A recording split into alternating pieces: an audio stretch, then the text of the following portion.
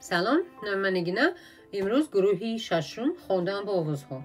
در این گروه فقط 3 تا آواز هست. برای من خیلی درسی کوتاه. یکم آواز مثلا نام حرف میشوه وای، آوازش میشوه ی. کدام کلمه ها ما استفاده میبریم؟ کلمه یکم مثلا میگم یلو. یلو میشوه زرد، رنگی زرد میگم، اینا میگم یلو. یلو از همین آواز سر میشوه. با یک تا دیگر شما دا بگم اگه yes. yes میشوه بله. با زبانی انگلیسی، با زبانی تاجیکی و فارسی میگن بله. با زبانی انگلیسی میشوه yes. با همین آواز سر میشوه. با یک تا دیگر مثلا گویم که یمن. یمن این حکومت یک دولت هسته در افریقا. برای همین از همین حرف سر میشوه. آوازی دویم. آواز دویم مثلا نامش میشوه زد، آوازش میشوه ز. رنگ زرینه یا زیبا گویم اگر همین حرفی آواز و حرف در زبانی تاجیکی هست. کدام کلمه ها دا استفاده میبریم اینا؟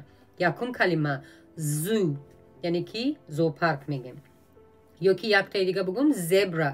زبرا این همون حیوان هسته، حیوانی وحشی که رخ هسته، زبرا. با یک تا بگم اگه مثلا زیرو. زیرو میشه صفر با زبانی تاجیکی، یا ما با زبانی روسی بگیم اگه نول میگیم، برای همین که شما فهمید. همین کلمه ها با همین حرف ها سر میشوند. آوازی آخران مثلا در نامش گویم اگه نامش میشوه کیو، نامی حرف، آوازش میشوه کو. مثال کدام کلمه ها دا ما اینا استفاده میبریم؟ کلمه ای مثلا اگر که من ملکه بگم با زبان انگلیسی کوین، همین آواز را من استفاده میبرم کوین. یا که اگر که با یک تا کلمه مثال بیارم شما دا، اگر بگم که quiet، یعنی که آرامی، quiet با زبان انگلیسی اگر یک کس شما بگین که آرام باش میگن be quiet. با یک تا مثال بگم اگه مثلا با زبانی تاجیکی ما میگیم سوال میگیم، با زبانی انگلیسی میشوه question. question. همین کلمه ها با همین آواز، با همین حرف و با همین آواز سر میشوند. اگر یک سوال داشته باشین نویسین، من اگر تمامم جواب میدم. با همین درس ما خلاص. خداحافظ تا درس آینده. سلام، نام من نگینا. امروز گروهی ششم خواندن با آوازها. در این گروه فقط 3 تا آواز هست. برای من خیلی درسی کوتاه. یکم آواز مثلا نام حرف میشوه وای، آوازش میشوه ی. کدام کلمه ها دا ما استفاده میبریم؟ کلمه یکم مثلا میگم یلو. یلو میشوه زرد، رنگی زرد میگم، اینا میگم یلو. یلو از همین آواز سر میشوه. با یک تا دیگر شما دا بگم اگه yes. yes میشوه بله. با زبانی انگلیسی، با زبانی تاجیکی و فارسی میگن بله. با زبانی انگلیسی میشوه yes. با همین آواز سر میشوه. با یک تا دیگر مثلا گویم که یمن. یمن این حکومت یک دولت هسته در افریقا. برای همین از همین حرف سر میشوه. آوازی دویم. آوازی دویم مثلا نامش میشوه زد، آوازش میشوه ز. رنگ زرینه یا زیبا گویم اگر همین حرفی آواز و حرف در زبانی تاجیکی هست. کدام کلمه ها دا استفاده میبریم اینا؟ یکم کلمه زو، یعنی که زوپارک میگیم. یا که یک تا دیگه بگم زبرا. زبرا این همون حیوان هسته، حیوانی وحشی که رخ هسته، زبرا. با یک تا بگم اگه مثلا زیرو. زیرو میشه صفر با زبانی تاجیکی، یا ما با زبانی روسی بگیم اگه نول میگیم، برای همین که شما فهمید. همین کلمه ها با همین حرف ها سر میشوند. آوازی آخران مثلا در نامش گویم اگه نامش میشوه کیو، نامی حرف، آوازش میشوه کو. مثال کدام کلمه ها دا ما اینا استفاده میبریم؟ کلمه ای مثلا اگر که من ملکه بگم با زبان انگلیسی کوین، همین آواز را من استفاده میبرم کوین. یا که اگر که با یک تا کلمه مثال بیارم شما ده اگر بگم که quiet یعنی که آرامی quiet با زبان انگلیسی اگر یک کس شما بگین که آرام باش میگن be quiet با یک تا مثال بگم اگر مثلا با زبان تاجیکی ما میگیم سوال میگیم با زبان انگلیسی میشوه question همین کلمه ها با همین آواز با همین حرف و با همین آواز سر میشوند اگر یک سوال داشته باشین نویسین من اگر توانم جواب میدم با همین درس ما خلاص خداحافظ تا درس آینده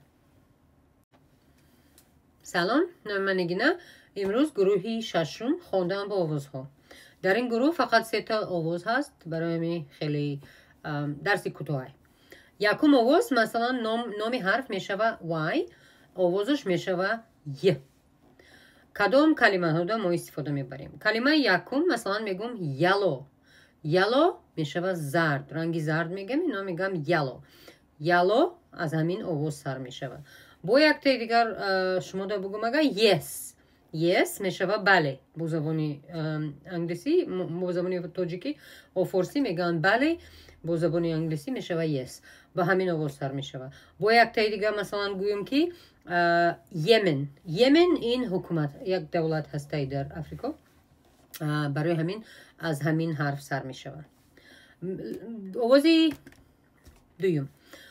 دویم مثلا نامش میشوه زد آوازش میشوه ز رنگ زرینه یا زیبا گویم اگر همین حرفی آواز و حرف در زبانی تاجیکی هست کدام کلمه ها دا استفاده میبریم اینا یکم کلمه زو یعنی که زوپارک میگیم یا که یک تا دیگه بگم زبرا این همون حیوان هسته حیوانی وحشی که رخ هسته زبرا با یک تا بگم اگر مثلا زیرو میشه صفر با زبانی تاجیکی یا ما با زبانی روسی بگیم اگر نول میگیم برای همین که شما فهمین همین کلمه ها با همین حرف ها سر میشوند آواز آخران مثلا در نامش گویم اگر نامش میشوه کیو نامی حرف آوازش میشوه کو مثال کدام کلمه ها دا ما اینا استفاده میبریم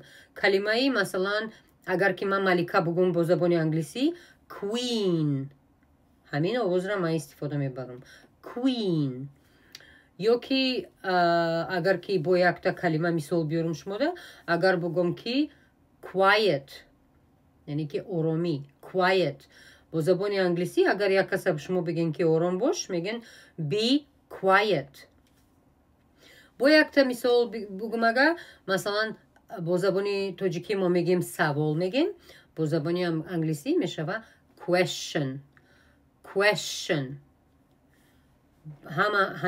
همین کلمه ها با همین آواز با همین حرف و با همین آواز سر میشوند اگر یک سوال داشته باشین نویسین من اگر توانم جواب میدم با همین درس ما خلاص خداحافظ تا درس آینده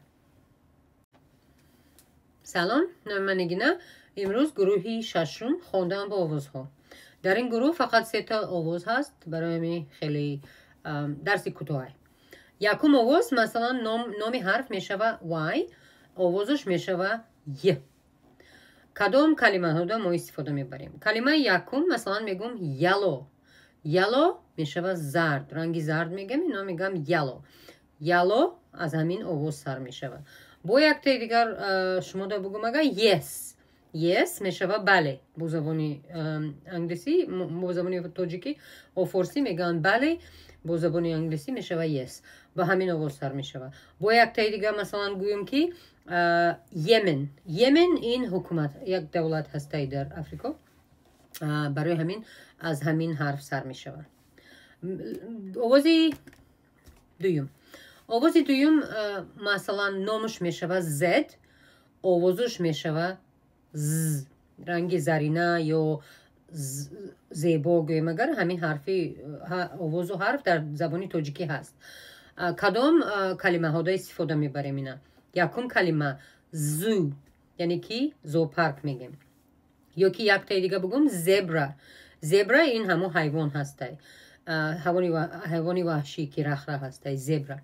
با یک تا بگم اگه مثلا زیرو میشه صفر با زبانی تاجیکی یا ما با زبانی روسی بگیم اگه نول میگیم، برای همین که شما فهمین همین کلمه ها با همین حرف ها سر میشون. آواز آخران مثلا در نامش گوم اگه نامش میشوه کیو، نامی حرف آوازش میشوه کو. مثال کدام کلمه ها دا ما اینا استفاده میبریم. کلمه ای مثلا اگر که من ملکه بگم با زبان انگلیسی کوین، همین آواز را من استفاده میبرم کوین. یا که اگر که با یک تا کلمه مثال بیارم شما ده، اگر بگم که quiet یعنی که آرامی quiet با زبان انگلیسی اگر یک کس شما بگین که آرام باش میگن be quiet. با یک تا مثال بگم اگر مثلا با زبان تاجیکی ما میگیم سوال میگیم، با زبان انگلیسی میشوه question. همین کلمه ها با همین آواز با همین حرف و با همین آواز سر میشوند. اگر یک سوال داشته باشین نویسین، من اگر توانم جواب میدم. با همین درس ما خلاص. خداحافظ تا درس آینده. سلام، نام من نگینا. امروز گروهی ششم خواندن با آوازها. در این گروه فقط 3 تا آواز هست، برای من خیلی درسی کوتاه. یکم آواز مثلا نامی حرف میشوه وای، آوازش میشوه ی. کدام کلمه ها دا ما استفاده میبریم. کلمه یکم مثلا میگم یلو میشوه زرد، رنگی زرد میگم، اینا میگم یلو از همین آواز سر میشوه. با یک تا دیگر شما دا بگم اگه yes میشوه بله، با زبانی انگلیسی، با زبانی تاجیکی و فارسی میگن بله، با زبانی انگلیسی میشوه yes، با همین آواز سر میشوه. با یک تا دیگر مثلا گویم که یمن این حکومت یک دولت هسته در افریقا، برای همین از همین حرف سر میشوه. آوازی دویم مثلا نامش میشوه زد، آوازش میشوه ز، رنگ زرینه یا زیبا گویم اگر همین حرفی آواز و حرف در زبانی تاجیکی هست. کدام کلمه ها دا استفاده میبریم اینا. یکم کلمه زو یعنی که زوپارک میگیم. یا که یک تا دیگه بگم زبرا این همون حیوان هسته، حیوانی وحشی که رخ هسته زبرا. با یک تا بگم اگه مثلا زیرو میشه صفر، با زبانی تاجیکی یا ما با زبانی روسی بگیم اگه نول میگیم، برای همین که شما فهمین همین کلمه ها با همین حرف ها سر میشوند. آواز آخران مثلا در نامش گوم اگه نامش میشوه کیو، نامی حرف آوازش میشوه کو. مثال کدام کلمه ها دا ما اینا استفاده میبریم. کلمه ای مثلا اگر که من ملکه بگم با زبان انگلیسی کوین، همین آواز را من استفاده میبرم کوین. یا که اگر که با یک تا کلمه مثال بیارم شما ده، اگر بگم که quiet یعنی که آرامی quiet، با زبان انگلیسی اگر یک کس شما بگین که آرام باش میگن be quiet. با یک تا مثال بگم اگه مثلا با زبان تاجیکی ما میگیم سوال میگیم، با زبان انگلیسی میشوه question. همین کلمه ها با همین آواز با همین حرف و با همین آواز سر میشوند. اگر یک سوال داشته باشین نویسین، من اگر توانم جواب میدم. با همین درس ما خلاص. خداحافظ تا درس آینده.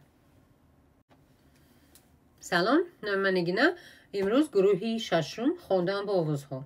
در این گروه فقط 3 تا آواز هست، برای من خیلی درسی کوتاه. یکم آواز مثلا نامی حرف میشوه وای، آوازش میشوه ی. کدام کلمه ها دا ما استفاده میبریم. کلمه یکم مثلا میگم یلو میشوه زرد، رنگی زرد میگم، اینا میگم یالو از همین آواز سر می شود. با یک تای دیگر شما دا بگم اگر yes می شود بله. با زبانی انگلیسی، با زبانی تاجیکی و فارسی میگن بله، با زبانی انگلیسی می شود yes. با همین آواز سر می شود. با یک تای دیگر مثلا گویم که یمن این حکومت یک دولت هسته در افریقا، برای همین از همین حرف سر می شود. آوازی دویم مثلا نامش می شود زد، آوازش می شود ز، رنگ زرینه یا زیبا گویم اگر همین حرفی آواز و حرف در زبانی تاجیکی هست. کدام کلمه ها دا استفاده می بریم اینا؟ یکم کلمه زو یعنی که زوپارک میگیم. یا که یک تای دیگه بگم زبرا این همو حیوان هسته، حیوانی وحشی که رخ هسته زبرا. با یک تا بگم اگه مثلا زیرو میشه زفر با زبانی تاجیکی، یا ما با زبانی روسی بگیم اگه نول میگیم، برای همین که شما فهمین همین کلمه ها با همین حرف ها سر میشوند. آوازی آخران مثلا در نامش گویم اگه نامش میشوه کیو، نامی حرف آوازش میشوه کو. مثال کدام کلمه ها دا ما اینا استفاده میبریم؟ کلمه ای مثلا اگر که من ملکه بگم با زبان انگلیسی کوین، همین آواز را من استفاده میبرم کوین. یا که اگر که با یک تا کلمه مثال بیارم شما دا، اگر بگم که quiet یعنی که آرامی quiet، با زبان انگلیسی اگر یک کس به شما بگن که آرام باش میگن be quiet. با یک تا مثال بگم اگر مثلا با زبانی تاجیکی ما میگیم سوال میگیم، با زبانی انگلیسی میشوه question. همین کلمه ها با همین آواز، با همین حرف و با همین آواز سر میشوند. اگر یک سوال داشته باشین نویسین، من اگر توانم جواب میدم. با همین درس ما خلاص. خداحافظ تا درس آینده. سلام، نام من نگینا. امروز گروهی ششم خواندن با آوازها. در این گروه فقط 3 تا آواز هست، برای من خیلی درس کوتاه. یکم آواز مثلا نامی حرف میشوه وای، آوازش میشوه ی. کدام کلمه ها دا ما استفاده میبریم؟ کلمه یکم مثلا میگم یالو میشوه زرد، رنگی زرد میگم، اینا میگم یالو از همین آواز سر میشوه. با یک تای دیگر شما دا بگم اگه yes میشوه بله. با زبانی انگلیسی، با زبانی تاجیکی و فارسی میگن بله، با زبانی انگلیسی میشوه yes. با همین آواز سر میشوه. با یک تای دیگر مثلا گویم که یمن این حکومت یک دولت هسته در افریقا، برای همین از همین حرف سر میشوه. آوازی دویم مثلا نامش میشوه زد، آوازش میشوه ز، رنگ زرینه یا زیبا گویم اگر همین حرفی آواز و حرف در زبانی تاجیکی هست. کدام کلمه ها دا استفاده میبریم اینا؟ یکم کلمه زو یعنی که زوپارک میگیم. یا که یک تای دیگه بگم زبرا این همو حیوان هسته، حیوانی وحشی که رخ هسته زبرا. با یک تا بگم اگه مثلا زیرو میشه زفر با زبانی تاجیکی، یا ما با زبانی روسی بگیم اگه نول میگیم، برای همین که شما فهمین همین کلمه ها با همین حرف ها سر میشوند. آوازی آخران مثلا در نامش گویم اگه نامش میشوه کیو، نامی حرف آوازش میشوه کو. مثال کدام کلمه ها دا ما اینا استفاده میبریم؟ کلمه ای مثلا اگر که من ملکه بگم با زبانی انگلیسی کوین، همین آواز را من استفاده میبرم کوین.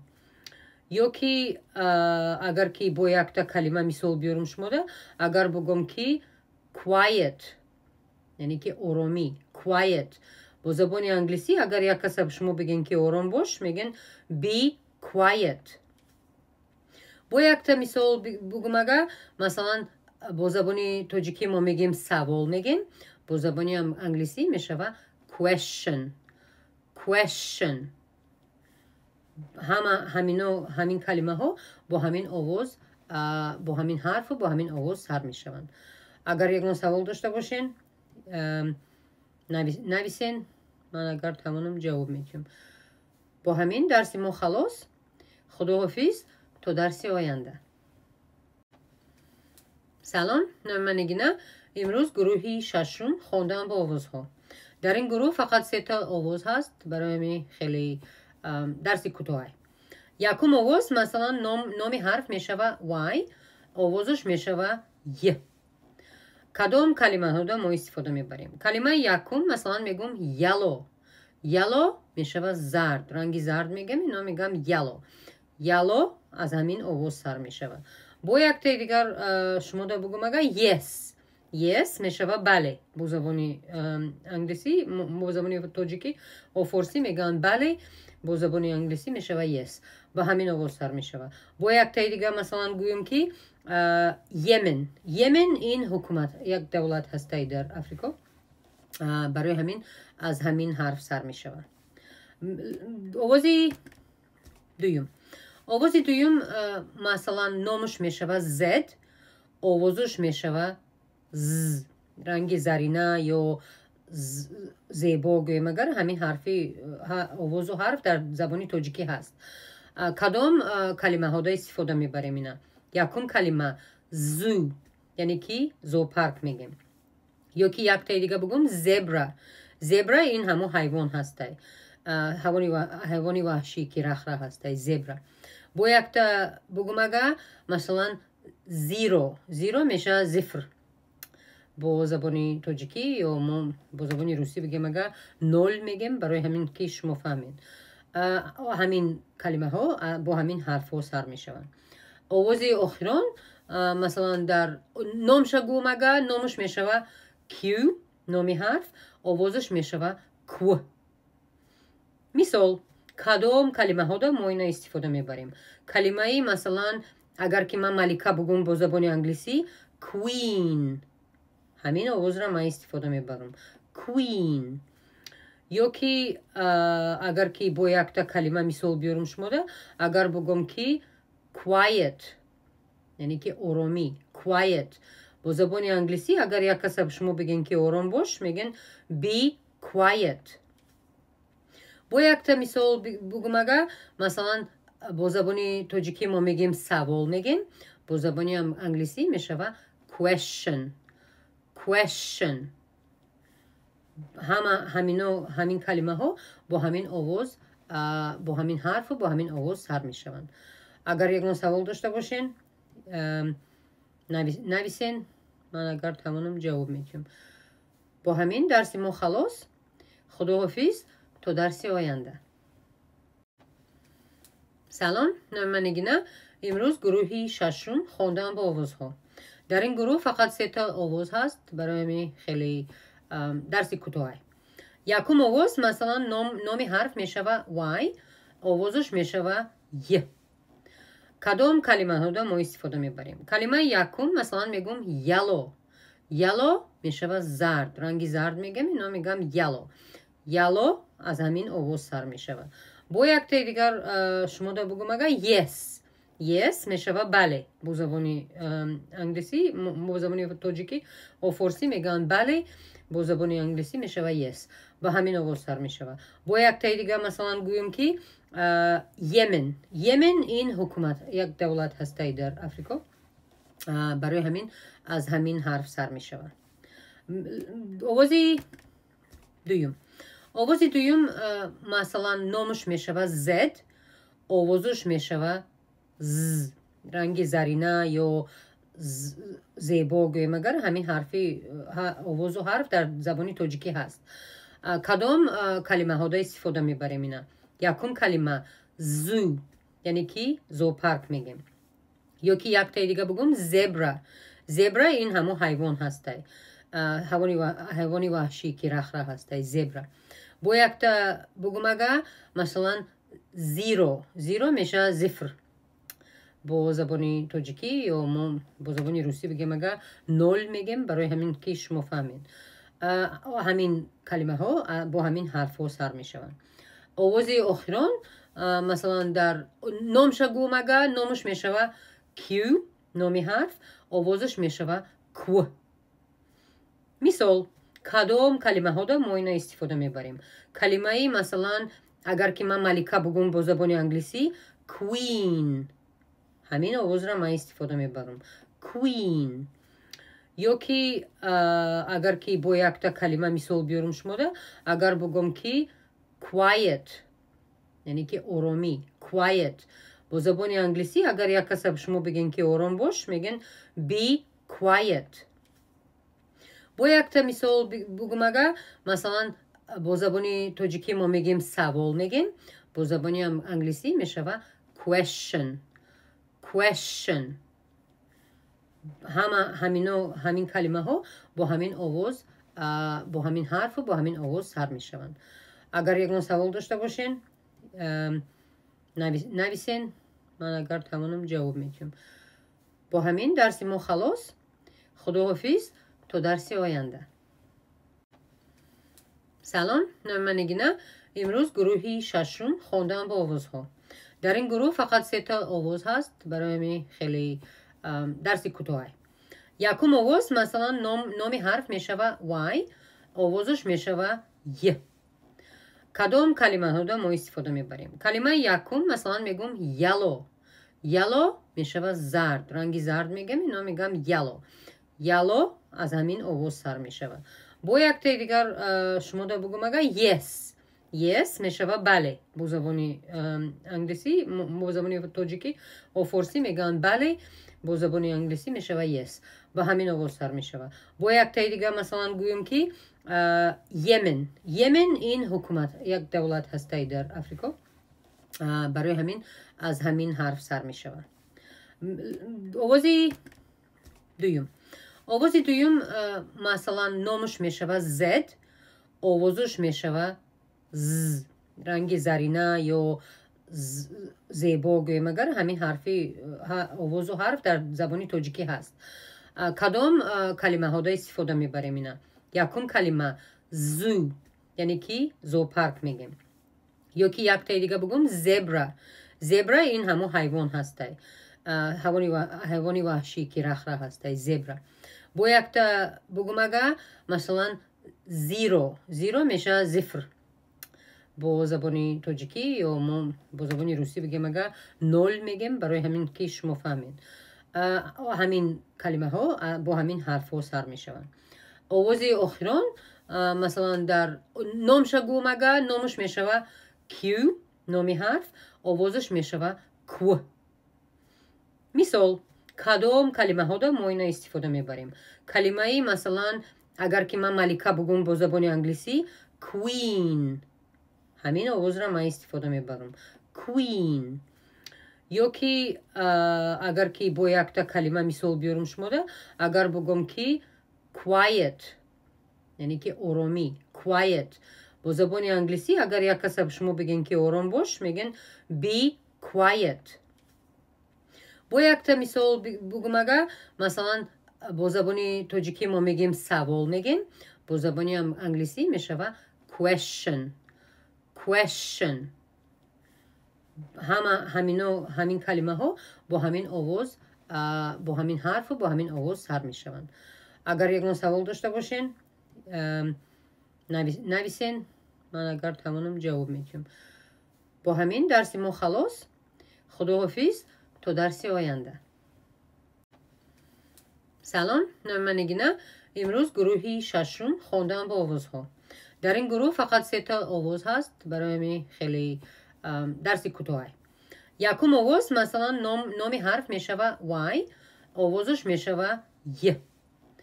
کدام کلمه ها دا ما استفاده میبریم؟ کلمه یکم مثلا میگم یلو میشوه زرد، رنگی زرد میگم، اینا میگم یلو از همین آواز سر میشوه.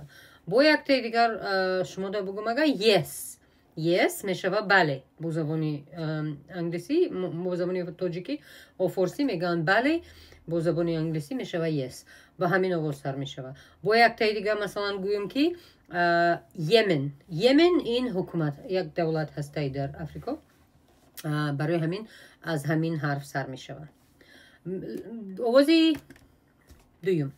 آوازی دویم مثلا نامش می شود زد، آوازش می شود ز، رنگ زرینه یا زیبا گویم. اگر همین حرفی آواز و حرف در زبانی تاجیکی هست.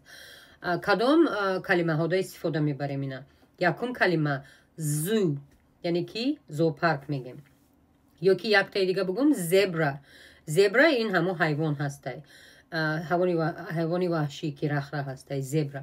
با یک تا بگم اگه مثلا زیرو میشه زفر با زبانی تاجیکی، یا ما با زبانی روسی بگیم اگه نول میگیم، برای همین که شما فهمین. همین کلمه ها با همین حرف ها سر می شوند. آوازی آخران مثلا در نامش گوم اگه نامش می شود کیو، نامی حرف، آوازش می شود کو. مثال کدام کلمه ها دا ما اینا استفاده می بریم. کلمه ای مثلا اگر که من ملکه بگم با زبانی انگلیسی کوین، همین آواز را من استفاده می برم کوین. یا که اگر که با یک تا کلمه مثال بیارم شما ده، اگر بگم که quiet یعنی که آرامی، quiet با زبان انگلیسی اگر یک کس به شما بگن که آرام باش میگن be quiet. با یک تا مثال بگم اگر مثلا با زبان تاجیکی ما میگیم سوال میگیم، با زبان انگلیسی میشه question. همین کلمه ها با همین آواز، با همین حرف و با همین آواز سر می شوند. اگر یک سوال داشته باشین نویسین، من اگر توانم جواب میدم. با همین درس ما خلاص. خداحافظ تا درس آینده.